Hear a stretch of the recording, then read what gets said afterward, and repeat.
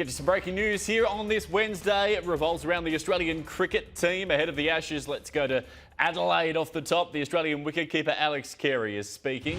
He's an ambassador for Woolworths, just ducked in to the groceries, but also as the Aussies hold a 2-0 Ashes series lead, with England currently sunning themselves up in Noosa. Big series, isn't it? And there's lots of time in between games. So for the Australian cricket team, we get to go home for a few days and be with the families. For touring parties, you've got to find time to fill in those little windows. And Noosa's not too far from Brisbane and on the way down to Adelaide. So I guess for us, we're really excited to get home, freshen up for a little bit, and then the squad will fly in on Saturday. Do you think it's something that touring teams need to do during a tough series? I'm not sure you need to do it. Totally up to the touring groups to find ways to I guess take your mind off cricket for a little bit.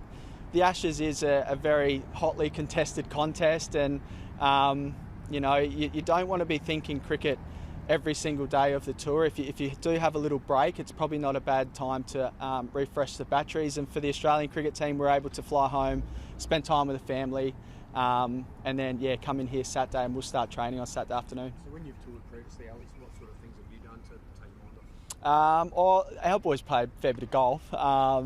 I'm probably watching Netflix and doing other stuff, or take the fishing rod away if I can. But there's been little windows. I guess in England, was able to get up to Edinburgh for a couple of days in that little break between, I think it was Manchester and Leeds. It's not new stuff that the English guys are doing, having a little break. I've been surprised at the ease, but the comfort of the victories in the two tests so far, and what England have offered up in resistance-wise, I guess. We know that England are a very good cricket team.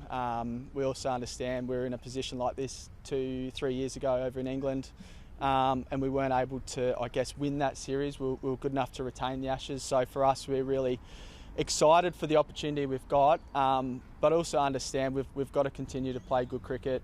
And I think it's also very exciting we can find little ways to improve. We probably haven't quite put a full performance together yet. There's been little windows where we've been behind the game, but for quality players to step up and get us back in the contest has been great. But for the batting unit, I think it's pretty surprising. Everyone got double figures and no one got a century. It's a hungry batting unit, so hopefully this week in Adelaide someone can put their hand up and put a really big score on the board. We've seen Mitchell Starc been unbelievable, and Michael Nessa in his opportunity as well. So there's been opportunities for guys to stand up, but also there's some great opportunities for us to continue to learn and improve. Is the captain itching to get out there? I think he is. Yeah, it looks like he's moving really well. You guys have probably seen that in the nets. It's probably just about the body of work he's put together, and being test fit, and by the looks of it, he's moving really well. He's been around the group the whole time with lots of energy. So if he is available, no doubt the selectors probably will put him in. But yeah, it's been great to see the guys that haven't played as much Test cricket come in and do a fantastic job as well. The dynamics of the Adelaide Test changed being a day game? Yeah, it's something new for us, I guess. Brisbane was something new as well with the pink ball, but we're a cricket team that's able to adapt pretty quickly. We've all played a lot of Sheffield Shield cricket on Adelaide Oval as well, so that's nothing too new. But yeah, day game's really exciting as well, I think, for Adelaide fans to come out and really embrace the day's play and then enjoy what Adelaide's got to offer after the game. But for this group, it'd be interesting to see what the wicket does look like. No doubt Hoffy will do a fantastic job, and I think long-term weather forecast is looking pretty warm as well. So lots of factors to play into that. It's the Australian wicketkeeper Alex Carey speaking in Adelaide there, so we'll have the latest on that for you throughout the course of the day. As you can see, the breaking news on your screen, the Australian squad for the third Ashes Test is in. Let's get you the very latest on that with Code Sports cricket writer Ben Horn. Ben, hello to you. Let's start, before we move on to the inclusion of the all-important skipper, Usman Khawaja is in. There was never really any doubt, but what do they do from here? Because it is 15 players. Khawaja is one of those. Yeah, that's right, Luke. It's going to be an interesting week on the selection front. Even though Australia's 2-0 up, you wouldn't normally expect changes from a team that has been smooth sailing like Australia has through the start of the series. But there could be quite a number for this test because if you assume that Pat Cummins and Nathan Lyon will come back into the side, and Andrew McDonald, the coach, has left the door open for Usman Khawaja to come back in, whether it is at the top of the order opening as he was before his injury, or potentially as a number 5 batsman coming in for Josh Inglis in the middle order. So there are a couple of avenues there for Usman Khawaja. It's going to be an interesting week and a couple of big decisions coming for the selectors about who to leave out. We've been having the debate today here on Fox Sports News amongst your colleagues and some of the best cricket scribes in the country that does anyone deserve a farewell test? Because I think there'd be a lot of sympathy for Usman if he doesn't get to say goodbye to the Australian fans, not necessarily choose his own end date, but not have, say, a farewell test in Sydney, for example. Yeah, look, I mean, it's obviously ideal for any great player to be able to go out on those terms, but as we know, it doesn't always work out that way. And certainly that won't be in Australia's thinking when they pick this team. I mean, the Ashes is still alive. Even though Australia's on top, the job's not done yet. So, I mean, their only thinking for picking this team has to be to pick the best batting order they can to beat England in the Adelaide conditions. So, I think sentimentality will be out of it. I mean, I think the way that Australia picked their team for the Gabba with Nathan Lyon being left out, I think shows that the selectors can make the ruthless calls when they feel they need to be made. So, look, Usman Khawaja missing the last test through injury does put him in a very difficult position, given he's turning 39 for the start of this test and his form wasn't necessarily great from a test match point of view coming into that Perth test, although he had played some decent innings for Queensland in the Sheffield Shield. So it certainly puts him in a difficult position, I would say.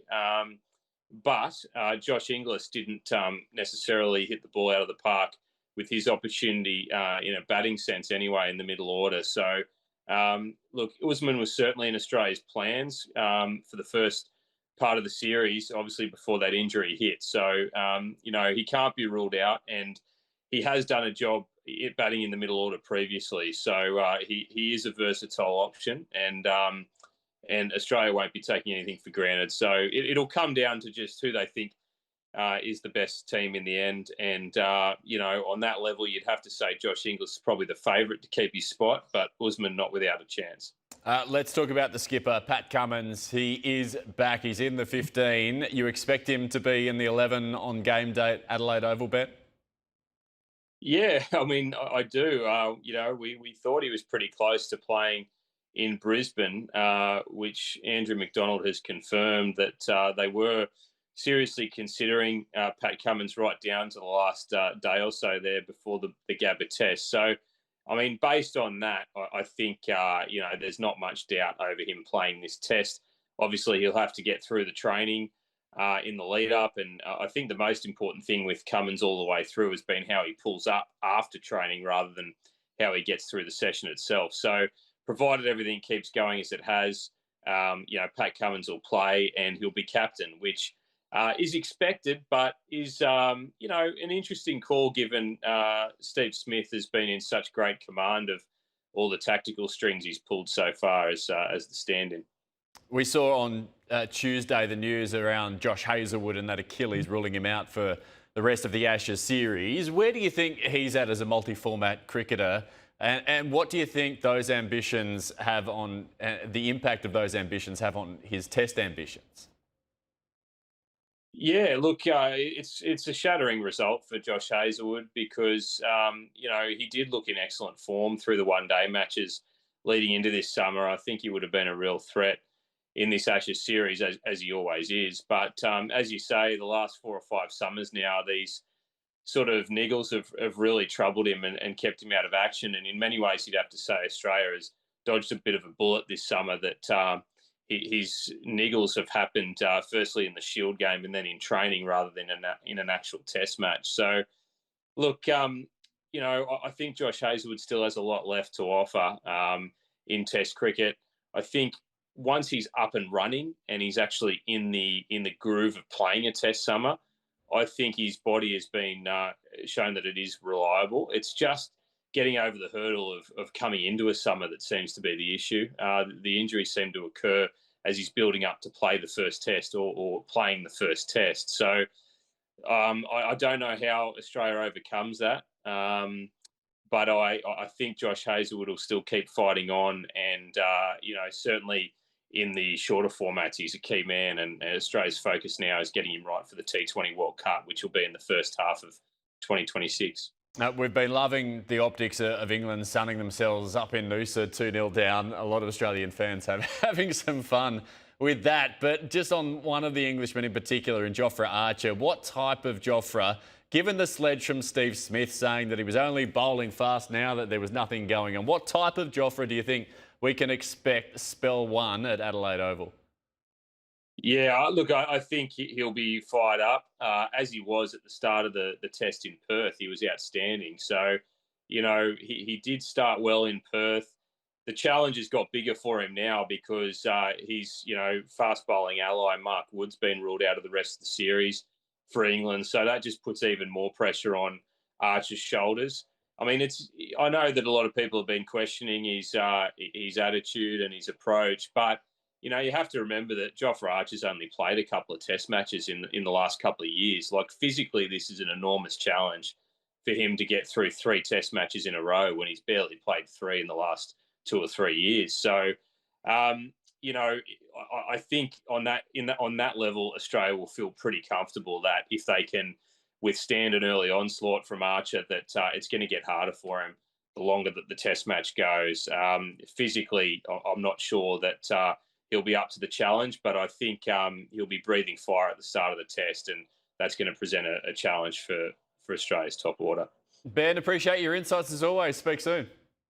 Thanks, Luke. Cheers, mate. There you go, Ben Horn there, Code Sports cricket writer, and you can catch some of the best analysis in the country on Code Sports right throughout the Ashes, of course. And a reminder, you can start every day of the series with Ashes Daily right here on Fox Sports News. Jim Callanan will be joined by our Fox cricket experts as we build up to the first ball. We'll be on air 9 a.m. Eastern next Wednesday for the first day of the Adelaide Test. So make sure you join us for all the major talking points.